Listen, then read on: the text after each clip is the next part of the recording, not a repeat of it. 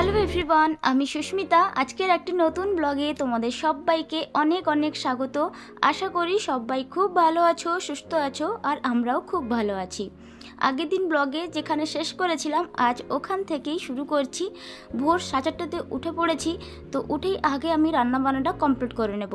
তো যাওয়ার জন্য রাত্রে না মোটেই একদম ঘুম হয়নি, তাই তাড়াতাড়ি করে ভোরবেলা উঠে পড়ে এখানে একটু পোহা আর চাউমিন করে নিচ্ছি।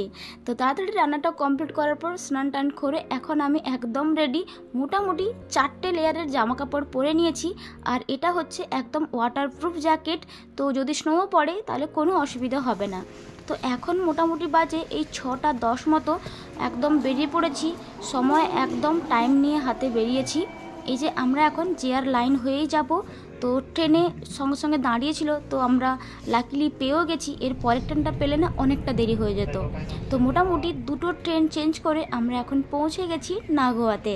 তো এখান থেকেই আমাদের বাস ছাড়বে, আর ওই যে দূরে বাসটি দাঁড়িয়ে আছে। আর বাসের টাইমিং ছিল ওই 9:05 মতো। আমরা 9:00-তে একদম বাসে বসে গেছিলাম, তারপর বাস ছেড়ে দিয়েছে। আর এখানে বাসের মধ্যে সবাইকে একটি করে পলিথিন দিয়েছিল, যাদের ভমিটিংয়ের সমস্যা আছে ওদের কাজে লাগতে পারে, যেমন আমি।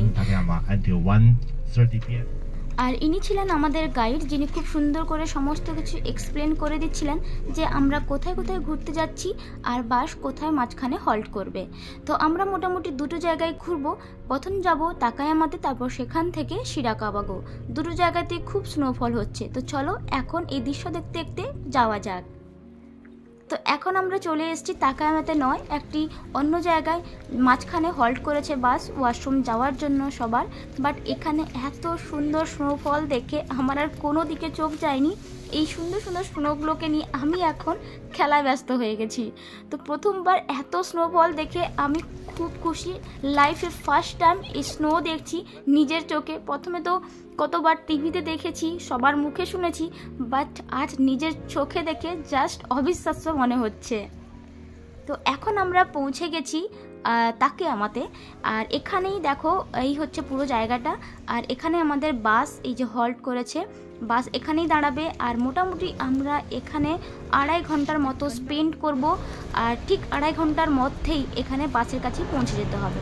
তো চলো এখন আমরা এই পুরো জায়গাটাকে 2.5 ঘন্টার মধ্যে কমপ্লিট করব। এখানে ঘোরাঘুরি করব। আর প্রচুর স্নো পড়ছে, প্রচুর স্নো পড়ছে, দেখেই বুঝতে পারছো। আর আজকে এমনিতেই ওয়েদার ফোরকাস্টটা দেখেছিলাম যে এখানে প্রচুর পরিমাণ স্নো পড়বে। তো চলো এই মোমেন্টটাকে খুব সুন্দর করে এনজয় করা যায়।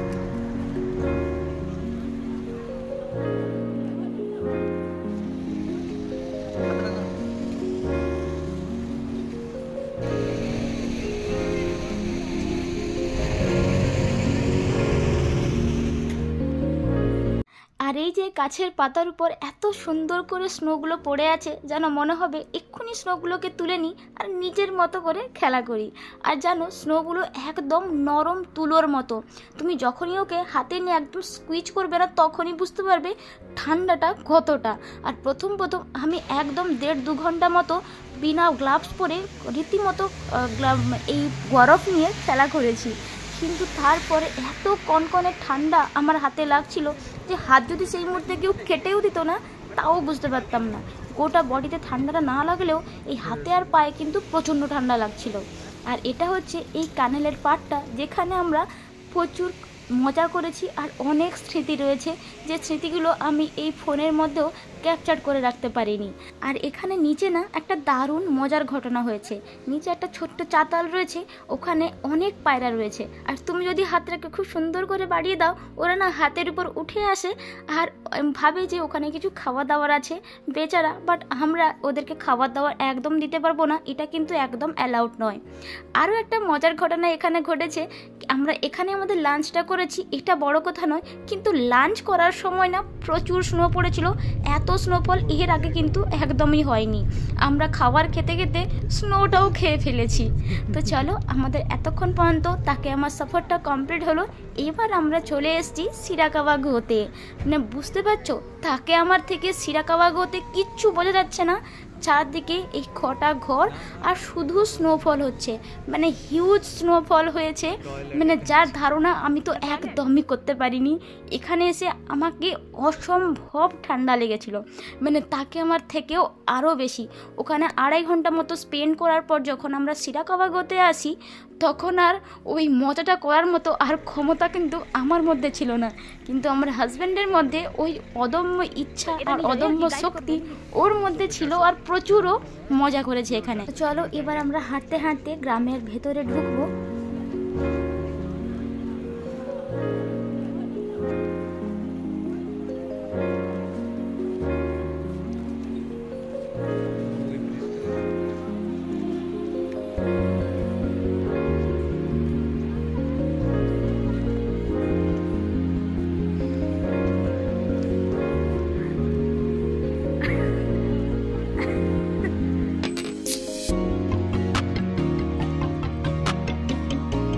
এই স্নো ভরা গাছটা দূর থেকে দেখতে কত সুন্দর লাগছে, তাই না?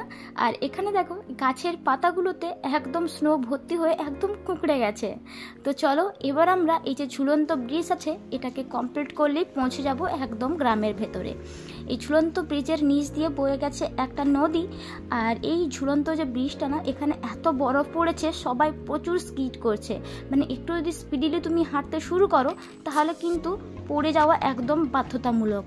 আর এখানে না একটা খুবই সুন্দর সিনারি রয়েছে, এখানে প্রচুর বাঁশ গাছ, এই যে দেখছো এই গাছগুলো না একদম এদিকে ঝুলে পড়েছে, আর অসম্ভব সুন্দর একটা সিনারি রয়েছে। আর এর পুরো দৃশ্যটা এইটা। আর এই বরফের দেশে এসে এই সুন্দর সৌন্দর্য দেখে আমি তো খুবই খুশি, আশা করছি তোমরা এই সৌন্দর্য দেখে খুবই খুশি হচ্ছ। তো চলো এবার ভেতরে ঢোকা যাক গ্রামের মধ্যে।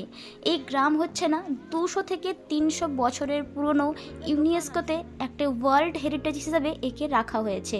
এটা হচ্ছে খুবই ট্র্যাডিশনাল একটি ভিলেজ জাপানের মধ্যে। আর এখানে যে সব থেকে খাসিয়াত হলো এখানে বিভিন্ন স্টাইলের ঘর রয়েছে। এটা হচ্ছে ঘ্যাসো স্টাইল ঘর, আর একটা হচ্ছে বাদা স্টাইল, আরও অনেক ধরনের এখানে হাউস রয়েছে। আর এইখানের এই যে ঘরের যে ছাউনিটা, আমরা যেমন গ্রামে খড়ের ছাউনি দিই, এখানেও সেই রকম ধরনের কিছু রয়েছে। আর এই ঘরের ছাউনিটাকে দেওয়ার জন্য একটি ইউই সিস্টেম অফ কর্পোরেশন রয়েছেন, এনারাই এই পুরো ব্যাপারটাকে কমপ্লিট করেন। আর এটি প্রতি 20 থেকে 30 বছর অন্তর অন্তর এই ঘরের ছাউনিটাকে দেওয়া হয়, মানে ভাবো কতটা মজবুতভাবে এই ঘরগুলোকে বানানো হয়। আর এখানে চারিদিকে এত পরিমাণ স্নো পড়ছে, ঘরের উপরে দেখেছো যে কত বড় বড় বরফের চাই। এই যে গাড়িটা, এটা আমি তুলেছিলাম এই জন্য দেখানোর জন্য যে কতটা বরফ পড়ে আছে। আর আমাদের যিনি গাইড ছিলেন উনি আমাদেরকে বলেছিলেন এখানে কিছু স্পেশাল কাইন্ড অফ ফুড রয়েছে যেগুলো তোমরা একবার হলেও ট্রাই করতে পারো।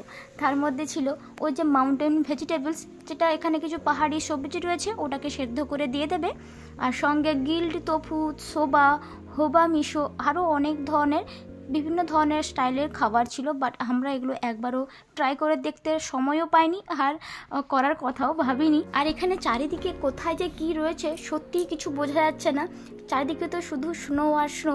আর আমাদের যিনি গাইড ছিলেন উনি বলেছিলেন 1-1.5 ঘন্টা মতো ঘুরবে, যে সময় মতো বাসের কাছে চলে আসবে। আর একজনের পক্ষে সবাইকে সময় দেওয়াও সম্ভব নয়। তবে এই যে ঘরগুলো দেখছো, এদের ঘরের ভেতরে ঢোকার না আমার খুব ইচ্ছে ছিল, দেখার ইচ্ছে ছিল যে ভেতরে কেমন কি রয়েছে। তবে পার্সোনাল ঘর ঢোকা তো যাবে না। যাই হোক, আমরা এখানে ঘুরতে ঘুরতে এদের যে মন্দির শ্রীন ওখানে চলে এসেছিলাম। এই জায়গাটা না দেখতে একদম স্বপ্নের মতো, বিশাল বড় বড় পাইন গাছ রয়েছে। আর একে গাছটাকে যদি দুদিক থেকে ঘিরে রাখি তাও কিন্তু এদের গুঁড়িটাকে কমপ্লিট করা যাবে না। তো চলো এখন আমরা চলে এসেছি একদম বাসের কাছে। আর এখন কটা বাজে জানো? ওই 5:30 মতো, 3:30 দিক করে এসেছিলাম। তো এবার আমরা এখানের যাত্রা কমপ্লিট করলাম। এবার আমরা রওনা দিচ্ছি ঘরের দিকে। বাস একটি জায়গায় হল্ট করেছিল ওয়াশরুমে যাওয়ার জন্য, বাট এখানেও না খুব স্নোফল হচ্ছিল, তাই ভাবলাম এই দৃশ্যটাও তোমাদের সঙ্গে একবার শেয়ার করি। আর রাস্তায় এতটাই বরফ পড়ছিল যে বরফ কেটে রাস্তা তৈরি করতে অনেকটাই সময় লেগে গেছিলো। ওই জন্য 8টায় পৌঁছানোর কথা ছিল, কিন্তু 9:30-তে আমরা নাগোয়াতে পৌঁছাই। সেখান থেকে আমাদের স্টেশন আসতে প্রায় 11:30 লেগে গেছিলো। তো আজকের ব্লগটা আমি এখানেই শেষ করছি।